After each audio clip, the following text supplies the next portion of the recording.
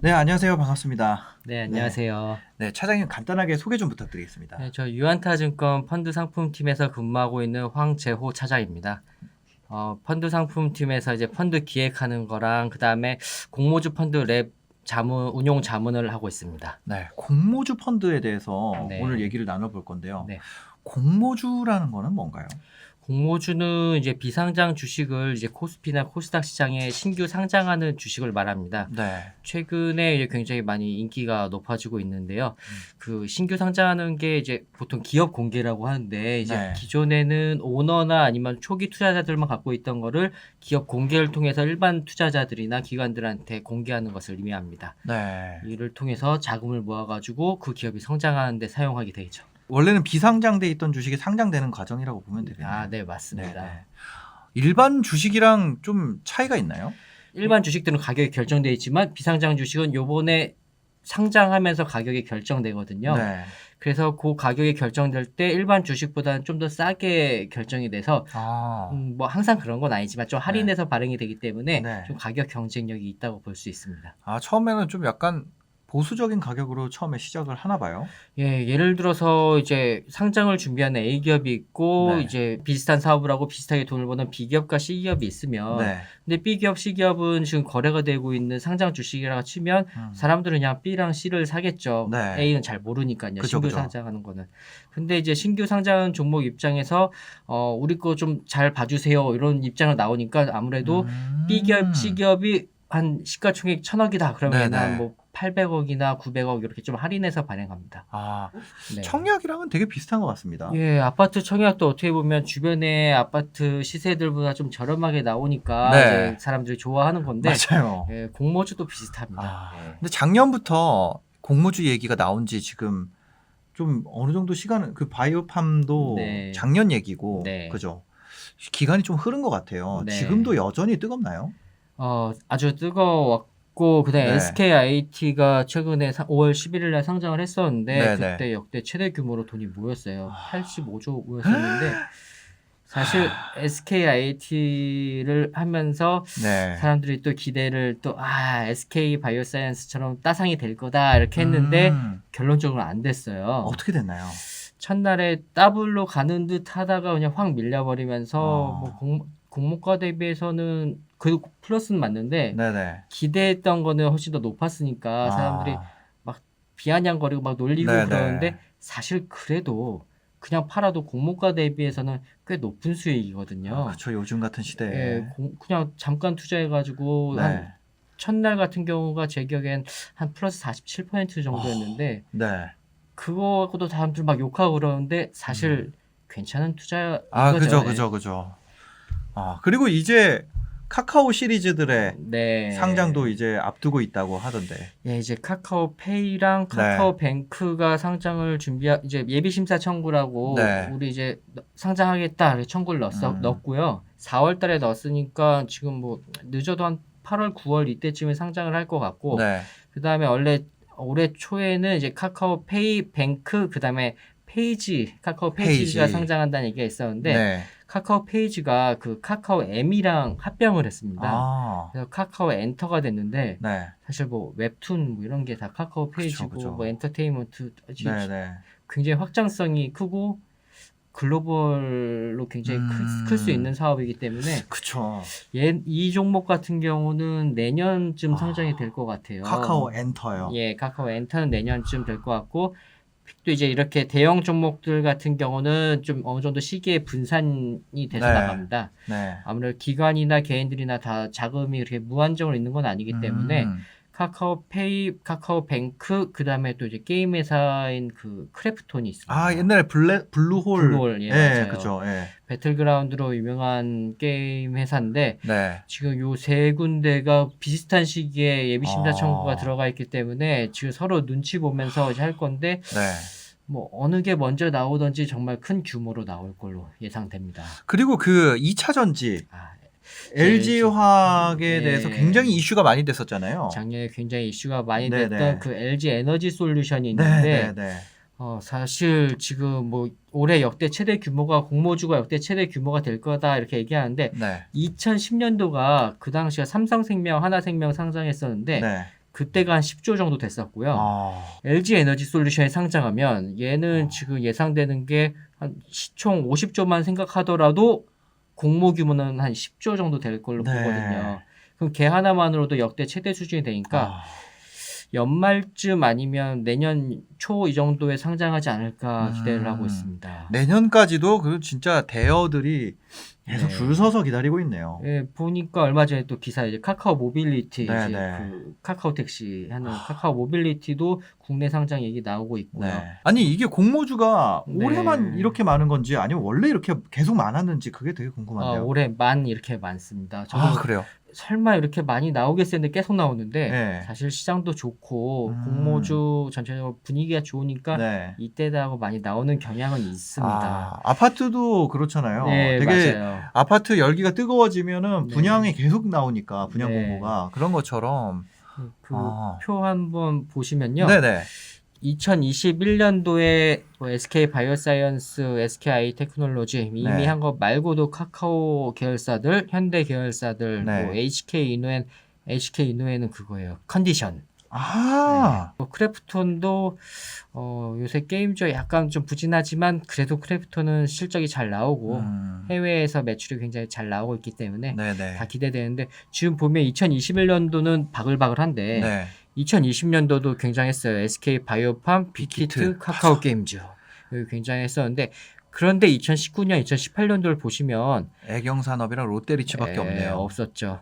2017년도에는 셀트리온 헬스케어, 넷마블, 스튜디오 드래곤 지금 들어보면 굉장히 좋은 회사들인데 네. 셀트리온 헬스케어 그 당시만 하더라도 그렇게 지금처럼 분위기가 그렇게 좋지 않았었고요. 2016년도에 삼성 바이오로직스 있었는데 이때 삼바가 있었네요. 예, 이때 전부 다 이거 아닌데 막 이런 분위기였고 심지어 네. 공모주 펀드 어디서 삼성 바이오로직스를 많이 받았는데 막 컴플레인 굉장히 많이 하고 그거 보면 네. 지금 매년 이렇게 있긴 있지만 이렇게 대여들이 잘 집중해서 없네요. 나오는 경우가 없습니다. 네. 사실 이렇게 하다가 좀 시장이 안 좋아지게 된다 그러면 또 한동안 굉장히 힘들어질 수 있는데 일단 지금은 아직은 네. 좋은 분위기라고 말씀드리고 싶습니다. 네. 그리고 올해 공모주 규모가 역대 최고 수준이 될 것 같다라는 거는 거의 기정사실이라고 보면 되겠네요. 예, 사실 뭐 언론에서 뭐 되게 조심스럽게 얘기해가지고 네. 그냥 최대일 수도 있다 이렇게 얘기는 하는데 네. 전부 다 이 올해가 최대가 될 거라고 생각은 하는데 네. 근데 LG 에너지 솔루션이 내년으로 밀린다 그러면 내년이 또 최대가 될 수도 있죠. 네. 알겠습니다. 그럼 큰 기업 같은 경우가 네. 이슈가 많이 되잖아요. 네. 그럼 이런 큰 기업이 상장할 때 들어가는 게 수익이 더 많이 되나요? 근데 항상 꼭 그런 거는 아닌데 네. 그 해 공모주가 잘 되려고 그러면 큰 종목 있어야지 아무래도 배정을 많이 받을 수 있고 네. 그다음에 여러 종목 많이 상장해야지 수익을 낼 수 있는 기회가 많을 거고요. 근데 또 시장이 도와줘야지 좀 주식시장이 좀 성장주 위주로 많이 상장을 하고 있는데 네. 계속 성장주 위주의 시장이 된다 그러면 좀 더 긍정적인 효과가 있을 수 있는데 또 이제 반대로 저렇게 대여가 규모가 크기 때문에 네. 많이 배정을 받았는데 네. 만약에 잘 안 된다 그러면 또 크게 손실이 날 수가 있죠. 공모주가 무조건 이득인 거는 아닌가 봐요. 예, 사실 지금 사실 최근 분위기는 네. 공모주는 일단 들어가면 먹는다. 네. 그게 뭐 따상이냐 아니냐만 있을 뿐 네. 어느 정도는 먹고 시작하는 게임이다. 예. 이런 개념이 많이 퍼져 있거든요. 그런데 항상 그러다 사고가 납니다. 꼭 네. 되게 청사진을 많이 그리면서 이거 좋다 그러면서 갑자기 높은 밸류로 나와가지고 높은 네. 가격으로 나와가지고 이것도 따상이야 이렇게 들어갔다가 많이 받고 있다가 네. 크게 당할 수 있죠. 항상 조심해야 되고요. 근데 이런 보통 공모주가 자정 효과가 있는 게 그 시장이 안 좋으면 어차피 이 공모가가 결정되는 게 비슷한 기업들하고 비교해서 가격이 결정이 되잖아요. 네, 뭐 A 기업 네. 상장한다면 BC 기업이랑 비슷한 BC랑 비교해서 공모가가 결정이 되는데 네. 시장이 안 좋으면 B랑 C가 다 같이 빠져 있으니까 아무래도 이제 공모가가 좀 저렴하게 나올 거고 그다음에 또 이제 상장했을 때 좀 실패했다 그러면 그 다음에 상장하는 종목들은 이제 요 정도 하면 안 되네. 그럼 좀 낮추겠죠. 네네네. SK 테크놀로지가 따상이 안 되고 그다음에 생각보다 그렇게 큰 성과가 안 나오니까 그 뒤에 상장하는 이제 카카오 계열사들하고 크래프톤도 그걸 참고해 가지고 공모가를 결정하겠죠. 아무래도 조금 네. 좀 더 할인할 가능성도 네. 어. 사실 지금 또 이제 염두에 두셔야 좀 조심하셔야 되는 게 네. 최근에 공모가가 워낙 좋으니까 장외 시장에 아예 먼저 공모주 같은 경우에 배정을 못 받으니까 네. 거래가 되는 장외 시장에서 비상장 주식을 사는 경우가 있는데 그 가격들이 상당히 높게 측정이 되고 있어가지고 피가 많이 붙었나 봐요. 예, 피가 많이 붙었어요. 네.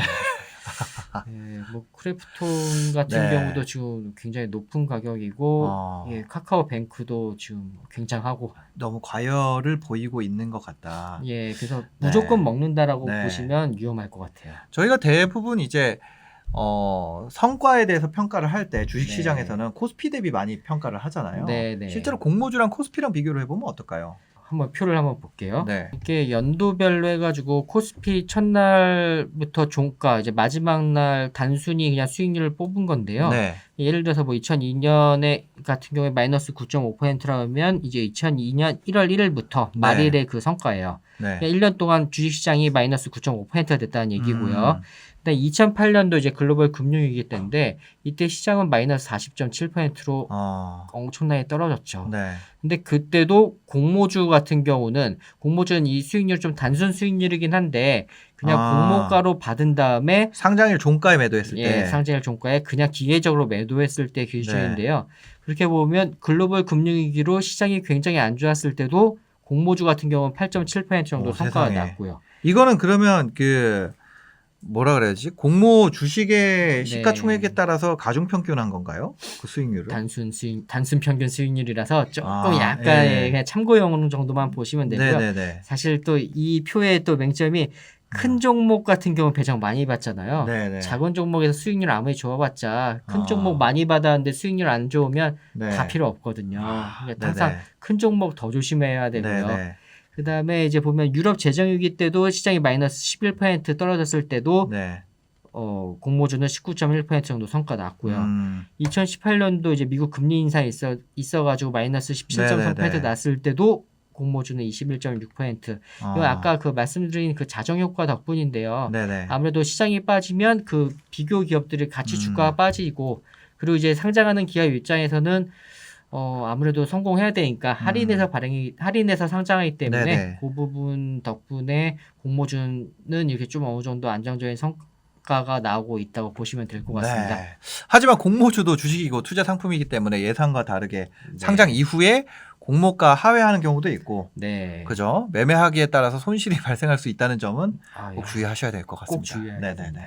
근데 이게 보면은 공모주에 대해서 너무 지금 장점만 얘기를 한 것 같아서 약점도 있을 것 같은데 그것도 한번 여쭤보고 싶거든요. 아까도 나온 얘기긴 한데 우선 뭐 아무리 좋으면 뭐해요. 배정을 못 받는데. 배정을 못 받는다. 뭐 1억 넣어가지고 30만 원 받고 뭐 SK 아이테크놀로지도 5주 받았는데 그냥 50만 원대 받긴 했는데 1억 넣으면 50만 원. 예, 근데 뭐 한 40%, 45, 47% 정도 수익 났으니까 네네.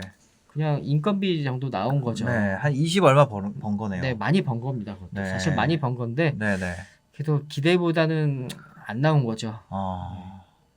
그게 그리고 또 이제 잘못 들어갔을 경우에는 손실이 날 수도 있고, 그다음에 이렇게 좀 큰 종목들 같은 경우 워낙 언론 기사도 많이 나오겠지만, 좀 작은 종목들 같은 경우는 정보가 굉장히 제한적이거든요.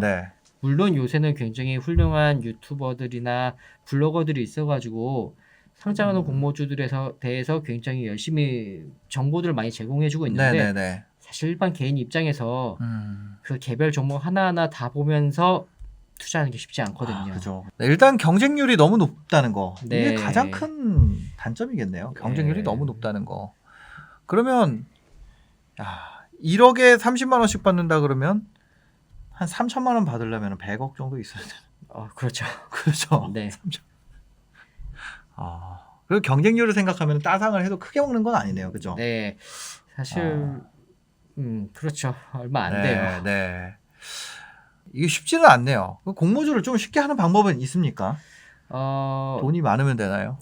돈 진짜 많으신 분들이 막 100억씩 이제 진짜 100억 있다가 그러니까 3천만 원 들라고 100억을 넣는 거는 좀 그렇죠. 네. 그 사실 있으신 분들이 더 열심히 하시는 분들도 많지만 귀찮아 하시는 분들도 많고 이게 금액이 크지 않기 때문에 인건비도 안 나온다. 네. 이런 거는 사실 제가 펀드 상품팀이라서 그렇게 말씀드리는 거긴 한데 네. 공모주 펀드로 가는 게 더 효과적일 거라고 생각합니다. 펀드가 더 강점이 있는 부분은 어떤 부분이에요? 우선 펀드는 이제 기관 입장에서 배정을 받아요. 네. 개인들보다는 좀 더 유리한 부분이 있고 사실 종목별로 일반 개인이 더 많이 받는 경우도 발생하는데 네. 대부분의 경우는 펀드가 조금이라도 더 유리하고요. 네. 그다음에 우선 배정 혜택이 있는 펀드들이 있습니다. 아, 우선 배정이 있어요? 네, 그 공모주가 이제 공모 규모가 정해지면 거기에 뭐 하이힐드 펀드라고 있는데 얘 같은 경우는 코스피, 코스닥 공모주의 5%를 그냥 우선 배정을 받습니다. 아. 이걸 하이힐드 펀드끼리 경쟁하는 거고요. 네네. 사실 이게 작년까지는 10%였는데 5%로 줄어들어 가지고 조금 아쉬운 부분은 있고요. 그 다음에 이제 코스닥 상장하는 종목들 같은 경우는 코스닥 벤처 펀드가 네. 전체 물량의 30%를 우선 배정받습니다. 아. 그래서 요 코스닥 벤처 펀드가 너무 배정을 많이 받으니까 네네. 요새는 일반 기관들이 코스닥 종목 같은 경우에 거의 배정을 못 받아요. 얘가 다 가져가 벤처 버려서. 펀드가 다 먼저 가져가 버리고. 네. 아. 이거 공모주 펀드는 그럼 이름에 펀드들은 이제 자기 성격이 나와 있으니까 공모주는 공모주 펀드 이렇게 써 있나요? 대부분 공모주로 검색하면 공모주라 써 있어요. 아, 네. 공모주로 써 있는데 공모주 써 있지만 그 공모주 펀드별로 굉장히 차이가 크고요. 네. 일반 공모주 펀드들도 있고 아니면 뭐 공모주를 투자하는 하이힐드 펀드도 있고 아까 말씀드린 코스닥 벤처 펀드도 있고 네. 크게 세 종류인데요. 그리고 일반 공모주 펀드가 그 비교적 세 개 펀드 중에 가장 가장 보수적인 펀드라고 보실 수 있는데 네. 이거 펀드에서도 굉장히 A 펀드, B 펀드, C 펀드 전부 다 다른 스타일의 운영을 하고 있습니다. 아, 매니저에 따라서 공모에 다 들어가는 게 아니고 네. 골라서 들어간다는 거죠? 예, 그리고 펀드마다 이제 스타일도 다르고 네. 그다음에 투자 비율도 다르고요. 아, 어떤 조금씩 펀드는 다르네요. 이제 공모주 주식을 최대 10%까지 가져가는 펀드도 있고 네네. 30%까지 가져가는 펀드도 있고 어떤 펀드는 공모주를 하면서 그냥 주식 투자도 같이 하는 펀드도 있고 네. 그다음에 이제 공모주 펀드 중에 어떤 펀드는 좀 계속 10% 정도까지 계속 유지하면서 가져가는 펀드도 있고 어떤 네. 펀드는 좀 없을 때는 좀 많이 비워두고 아. 한 1, 2%만 가져가면서 보수적으로 하는 펀드도 있고 이런 건 네. 이름에 안 써 있거든요. 그리고 네이버에 쳐도 이런 거 잘 안 나와요. 아니, 그러면 그런 거는 아무거나 가입을 하면 안 되겠네요. 그냥 공모주 네. 펀드라고 막 가입하면 안 되고.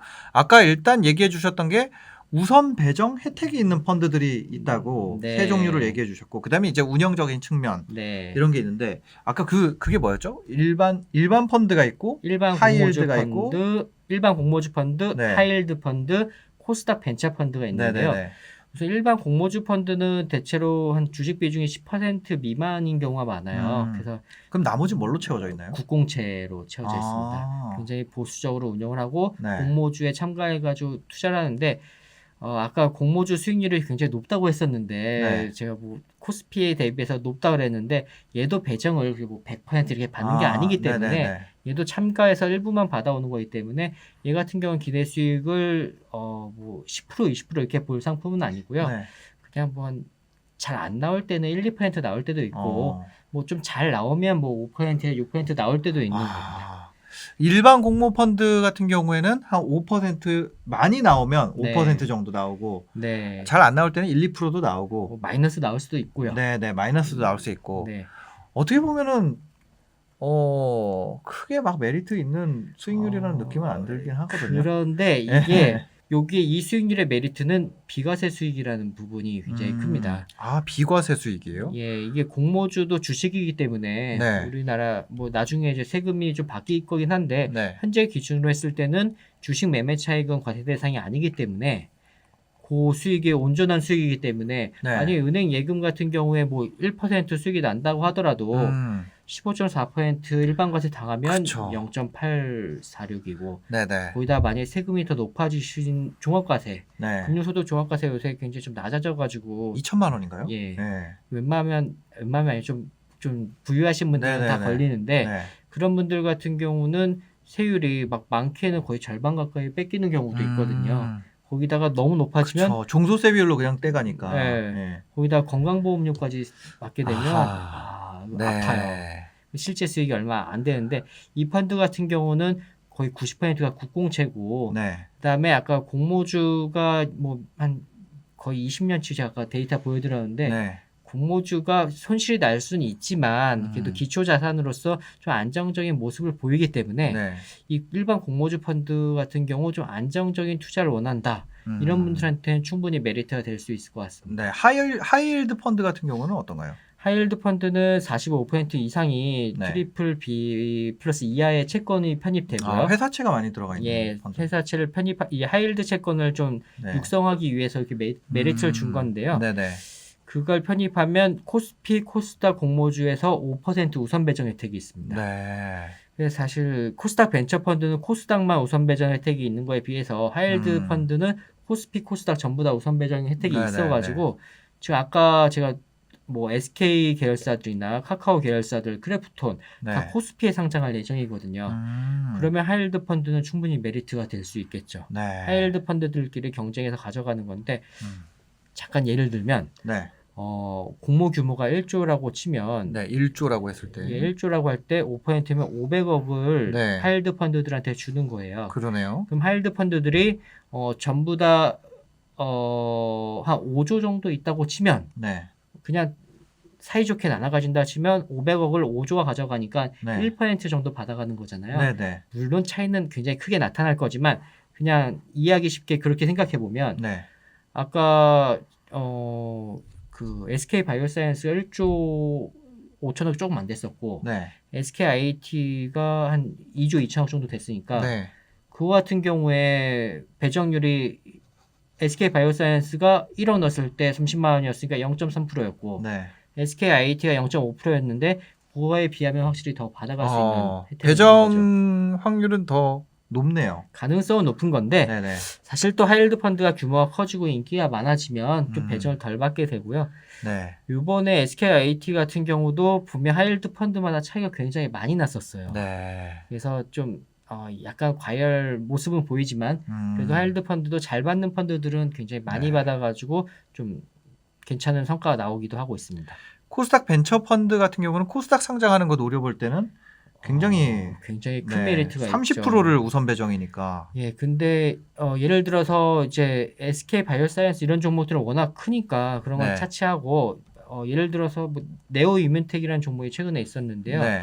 얘가 제 기억에는 한 공모 규모 1,000억 정도 됐었어요.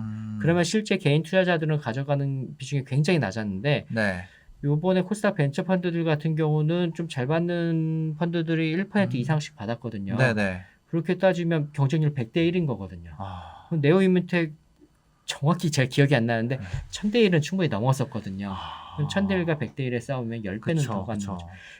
그래서 물론 단점이 있습니다. 뭔가요? 코스닥 벤처 펀드는 코스닥 벤처 기업 같은 주식을 50% 이상을 가지고 가야 돼요. 펀드 자체가 변동성이 크겠네요. 네, 코스닥 벤처 종목들이요. 아, 코스닥 벤처 종목들. 예, 뭐 예를 들면 뭐 시젠 이런 것들이 네네네. 되는데 그런 것들하고 벤처 기업 졸업한 지 7년 이내 종목들이 들어가니까 그냥 네. 코스닥 상위 종목들 많이 들어가 있는데 그래서 좀 시장 변동성에 노출이 되는 네. 그런 게 있고 그다음에 대신 이런 어떻게 보면 일반 주식형 펀드 가입하으니 아니면 개인 주식 투자를 하으니 네. 이렇게 코스닥 벤처 펀드를 통해 가지고 주식 비중 높은 펀드들 네. 이런 거 투자하면 시장에 투자를 하면서 플러스 알파로 공모주 우선 배정 혜택을 가져간다고 보시면 될 것 같고요. 이런 펀드도 있고 네. 그다음에 저 변동성을 좀 잡아주면서 공모주에 집중하는 펀드들도 있습니다. 예를 들어서 이제 그 주식을 만약에 코스닥 및 코스닥 벤처 기업을 한 50% 갖고 있다 그러면 네. 선물 매도라고 해요. 해지하는 걸. 네. 좀 쉽게 생각하면 인버스를 산다고 보시면 될 것 네, 네, 같아요. 코스닥 150 인버스를 사면 네. 코스닥 50% 갖고 있고 인버스를 50% 갖고 제자리잖아요. 있으면 퉁 되죠. 네. 그리고 공모주에서 승부를 보는 거죠. 아. 이걸 요건을 맞춰주고. 네네. 근데 여기서 또 주의해야 되는 게 요 주식을 갖고 있는 거랑 요 해지하기 위해서 인버스를 갖고 있는 거랑 네. 완전히 일치하지 않기 때문에 네. 여기서 충분히 변동성이 더 커질 수 있고 이게 좀 잘 안 맞아가지고 손실이 발생할 수도 있다는 점은 네, 네, 좀 네. 조심해야 되겠지만 어쨌든 그런 식으로 구조를 짜가지고 펀드를 가져가면 코스닥 벤처 펀드면서 변동성을 잡아주면서 우선 배정 혜택을 볼 수 있는 그런 펀드들도 있죠. 어려운데요. 네. 거기다가 또 그러니까 이게 뭐냐면 상황별로 네. 내가 원하는 일단은 공모주를 아직 시작을 안 했는데 네. 내가 뭐 공모주에 대해서 상황이 어떤 상황을 맞닥뜨릴지도 모르고 네. 내가 어떤 걸 선호하는지도 모르는 상태라서 상황별로 이 유리한 펀드를 골라낸다는 게 정말 쉬운 일은 아닌 것 같아요. 아, 어려워요. 어렵고 네. 근데 코스닥 벤처 펀드 같은 경우에 제일 더 조심해야 되는 게 네, 네. 이 아까 세 가지 시리즈 중에 가장 변동성이 큰데 어떤 펀드는 진짜 주식 비중이 8, 90%가 들어가 있는 펀드가 있고 네. 어떤 펀드는 아까 그 변동성을 잡아주는 해지 구조의 펀드도 있는데 네. 펀드 이름에 안 써 있거든요. 그거는 상품 설명서 봐야 나와 있나요? 네, 보면 나올 건데 사실 일반 개인이 이렇게 보기가 좀 쉽지 않고 그죠. 어렵죠. 그러면 유리한 펀드를 선택하는 방법이라든지 이런 걸 좀 네. 얘기해 주실 수 있나요? 우선 가장 쉬운 방법은 네. 분산 투자죠. 분산. 예, 그냥 여러 가지 펀드를 분산해서 네네. 투자하는 건데 어떤 네. 거 사야 될지 모를 때는 그냥 분산해 가지고 네. 골고루 나눠서 사는 게 제일 좋은 방법 같습니다. 일반 개인이 할 수 있는. 네. 그러면 그렇게 나눠 사서 사게 되면 아무래도 기대 수익률이 좀 떨어지지 않나요? 떨어져도 그만큼 네. 이제 변동성이 낮아지고 그러면 이제 아무래도 마음이 좀 더 편하고요. 네. 주식도 사실 나눠 사면 좀 마음은 편하잖아요. 네. 뭐 크게 먹을 수는 없겠지만 인생 역전은 안 되지만. 예, 사실 어. 우리 인생 역전하려면 공부를 열심히 해야죠. 그죠, 예, 그죠, 근데 그죠, 그거 아니면 네. 그냥 최대한 손실을 피하는 실수를 피하는 것만으로도 충분히 좋고 분산 네. 투자하는 게 일반 개인이 선택할 수 있는 좋은 방법이라고 생각합니다. 이 투자 변수를 감안해가지고 상황별로 네. 좀 펀드들을 좀 주의해서 담아봐야겠네요. 아까 얘기하신 대로 좀 분산하면은 걱정이 덜해질 것 같습니다. 네.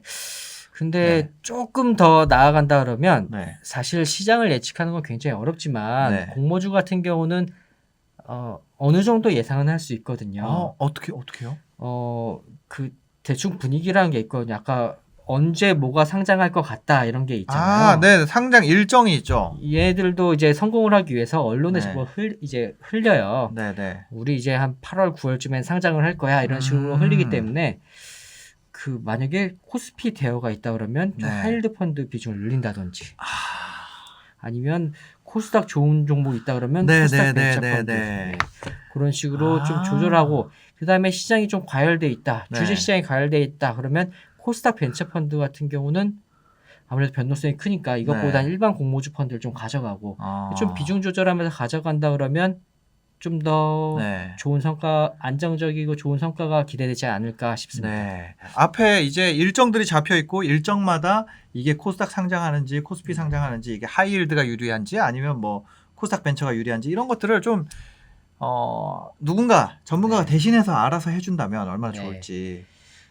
네, 그거를 대신해 주는 게 유한타증권의 위노우 공모주 펀드 랩입니다. 네. 랩은 뭔가요? 네, 랩은 이제 고객님이 가입해 주시면요. 거기 네. 그 고객님 명의 계좌에서 저희 쪽에서 운용을 좀 도와드리는 거예요. 공모주 펀드들을 매매를 저희가 대신 직접 해드리면서 네. 고객님이 좀 더 편안한 투자가 될 수 있게 도와드리는 네. 거고요. 전문가가 공모주 펀드 투자를 대신해주는 일종의 네. 집사 서비스라고 보면 네, 되겠네요. 맞습니다. 네. 이제 하이힐드 펀드, 코스닥 벤처 펀드, 일반 공모주 펀드 아까 설명드렸다시피 어렵거든요. 네. 그 어려운 부분을 좀 전문가들이 대신 좀 해드리는 거라 보시면 되고요. 좀 시장 상황에 따라서 좀 적극적인 펀드 교체나 아니면 공모주 일정을 고려한 투자 아니면 이벤트 드리븐 전략을 통해 가지고 리스크 관리나 그리고 추가 수익을 동시에 추구할 수 있는 네. 굉장히 좀 효과적인 공모주 투자 상품이라고 보시면 될 것 같습니다. 네, 이벤트 드리븐이라고 얘기해 주셨는데 네. 그게 어떤 건지 좀 더 설명해 주실 수 있을까요? 좀 몇 가지 사례를 통해서 이벤트 드리븐 전략을 말씀드려 볼게요. 네. 코스피 상장할 때는 하이힐드 펀드 비중을 높여주고 그다음에 코스닥 상장이 있으면 코스닥 벤처 펀드의 비중을 높여주고 네. 그다음에 시장 변동성이 커질 경우에는 아까 코스닥 벤처 펀드 무서운 거 보여드렸잖아요. 네네네. 일반 공모주 펀드의 비중을 높여주고 네. 근데 만약에 시장이 충분히 조정받았다. 이제는 코스닥 벤처 펀드를 담아도 되겠다 싶으면 코스닥 벤처 펀드의 비중을 높여주는 등 좀 그런 전략도 있을 거고요. 네. 그 다음에 이제 저희가 보다 보면 이 펀드가 갖고 있는 자산 중에서 네. 긍정적인 이벤트가 발생할 걸로 기대될 경우에는 그 펀드의 비중을 높여주고 좀 만약 그 펀드 자산이 좀 부정적인 이벤트가 발생할 것 같다 그러면 네. 그 펀드 비중을 확 줄여주고 네네. 그런 식으로 적극적으로 하는 건데 일반 개인이 하면 굉장히 힘들겠지만 그렇죠. 위노 공모주 펀드 랩으로 하면 좀 더 이제 전문가에 의해서 관리를 하면서 공모주 펀드 투자를 할 수 있는 거죠. 제가 이 위노 공모주 펀드랩에 가입을 하면 거기에 들어있는 돈이 알아서 펀드들에 배분됐다가 또 다시 리밸런싱 되고 이렇게 된다는 거죠? 네, 맞습니다. 제가 신경 쓸 건 없이. 예, 신경 쓸 거 없습니다. 그럼 이런 공모주 펀드 랩이 있으면 네. 투자자가 뭐 초보냐 고수냐 별로 관계없이 혼자서 고민할 필요 없이 공모주 투자를 할 수 있다는 거잖아요. 네. 네. 그러면 수수료가 이렇게 막 품이 많이 들어가면 비싸지는 거 아닌가요? 예, 그렇게 생각하실 수 있는데요. 네. 저희는 좀 심혈을 기울여 준비한 서비스인데 좀 고객님들 친화적으로 상품을 만들어가지고 굉장히 수수료 부분에서 경쟁력을 또 가졌습니다. 네. 사실 공모주도 원래 가격 경쟁력인데 저희 네. 위노 공모주 펀드 랩도 가격 경쟁력을 갖고 있다고 보시면 되는데요. 네네. 그 일반 펀드들 같은 경우에 다 뭐 클래스마다 다르긴 한데 뭐 네. 선취 판매 수수료라든지 아니면 판매 보수라든지 이런 부분이 다 발생을 해요. 발생을 하는데 네네. 공모주 펀드 랩은 그런 부분이 발생하지 않고요. 랩 수수료는 있어요. 랩 네. 수수료는 있는데 두 가지 형태가 있습니다. 제일 처음 가입할 때 선취 수수료를 1%를 떼는 그러면 그 이후엔 수수료가 없는 그런 네. 기본형이 있고 그 다음에 성과 보수형이 있는데 성과 보수형은 그 정해진 수익률 넘지 않으면 아예 보수를 1도 가져가지 않는 네. 그런 굉장히 고객 친화적인 구조의 보수를 갖고 있습니다. 성과가 안 나면 수수료도 안 낸다. 네. 선취 수수료 1%를 내던지. 네. 그럼 예를 들어서 해가 바뀌어도 그냥 또 안 내는 건가요? 네, 안 냅니다. 기본형 같은 경우 한번 내고 끝이고요. 네네. 성과 보수형 같은 경우는 성과가 발생해가지고 수익이 많이 났을 경우에만 가져간다고 보시면 될 것 같아요. 네. 예, 표를 보시면요. 이제 공모형하고 공사모형이 있는데 지금 사실 공사모형은 현재 판매 안 한다고 보시면 되고 우선 공모형만 봐주시면 될 것 같은데 안에 이제 공모 펀드들을 저희 쪽에서 굉장히 열심히 투자를 하고 리밸런싱 해가지고 운용을 할 거고요. 최소 가입 금액은 1,000만 원 이상입니다. 그 A형하고 B형이 있는데요. A형 같은 경우는 1회 선취 수수료 1%를 빼면 그 이후에는 수수료 별도 없고요. B형 같은 경우는 기본 수수료가 없는 대신 성과 보수가 있습니다. 물론 성과가 발생하지 않으면 보수는 하나도 없는 거고요. 네. 그다음에 계약 기간은 기본적으로 1년인데 뭐 중간에 그냥 환매하시고 싶으시면 환매해도 상관없습니다. 환매도 가능하고요. 환매 수수료는 이건 없나요? 예, 없어요. 아. 그런데 이게 네네. 또 조심해야 되는 게 네. 보통 1년 생각하고 저희는 운용을 하는데 그 안에 개별 펀드들이 환매 수수료가 보통 있거든요. 네. 안에 펀드들의 환매 수수료. 네. 그래가지고 그런 거 다 감안해가지고 운영을 하기 때문에 그래도 적어도 한 6개월 이상은 투자한다고 생각하시고 들어가 주시는 게 서로 좋을 것 같습니다. 네네. 그 투자자 입장에서는 이 수수료 구조가 굉장히 유리하다고 생각되는데, 어떻게 보면은 유한타증권의 이번에 위노그룹에 대한 굉장히 강력한 자신감이 느껴집니다. 위노 공모주 펀드 랩이요. 네. 정말 좋은 상품을 제공하겠다는 목표로 만든 상품이고요. 높은 수익보다 좀 마음 편하게 꾸준한 성과를 낼 수 있는 상품을 만들겠다는 목표로 만들었습니다. 펀드 단품 투자도 좋은데 사실 주식시장도 그렇고 공모주 시장도 올해가 그렇게 만만치 않다고 생각합니다. 만만치 않기 때문에 개별 단품 투자보다는 좀 전문가에 의해서 선별된 펀드로 포트폴리오 분산 투자하고 시장 상황에 맞춰가지고 좀 더 적극적으로 저희가 운영을 도와드리면 아무래도 고객님들이 좀 더 마음 편하게 투자할 수 있을 거라 생각해요. 그리고 무엇보다 저는 이제 공모주가 워낙 매력적이라고 생각합니다. 앞에서도 말씀드렸다시피 공모주의 가격 메리트도 정말 매력적이고 그 다음에 하이힐드 펀드, 코스닥 벤처 펀드의 우선 배정 혜택도 매력적이고 그 다음에 공모주 매매 차익은 과세도 당하지 않고 모든 부분이 굉장히 매력적이기 때문에 이 공모주 펀드 랩을 통해 가지고 투자하면 높은 수익은 아니더라도 좀 더 마음 편한 투자가 될 수 있을 거라 생각합니다. 그리고 뭐 꼭 이 펀드 랩이 아니더라도 좀 공모주 펀드는 이제 포트폴리오의 일정 부분 가져가 주시면 고객님의 자산 관리할 때 좀 좋은 결과가 있지 않을까 기대를 하고 있습니다. 여러분들이 투자 옵션 중에 하나로 공모주 상품을 생각하고 있으시다면 공모주 펀드를 사용하시는 것이 어떻게 보면 단점을 극복할 수 있는 방법이 될 수 있을 것 같고요. 그 다음에 그 시장 상황에 맞춰서 내가 어떤 펀드를 선택해야 될지 헷갈리거나 아니면 초보자라면 공모주 펀드 랩을 사용해 보시는 것도 좋은 선택이 될 것 같다는 생각이 드네요. 그리고 저희 지점을 내방해야지 가입할 수 있다는 좀 단점은 있는데요. 지점을 직접 내방하셔야 돼요. 예, 지점을 내방하셔야지 가입 가능하고, 이 공모주 펀드 랩에 대한 좀 상세한 설명은 저희 네. 홈페이지에 올라와 있고, 여기 댓글로도 좀 올려놓을 거라서 네네. 좀 한번 관심 갖고 봐주시면 좋을 것 같습니다. 알겠습니다. 오늘 또 이렇게 시간 내주셔서 감사합니다. 네, 감사합니다. 네, 영상 보시고 도움이 되셨다면요. 구독과 좋아요, 댓글까지 부탁드리겠습니다. 영상 봐주셔서 감사합니다. 행복한 하루 되세요.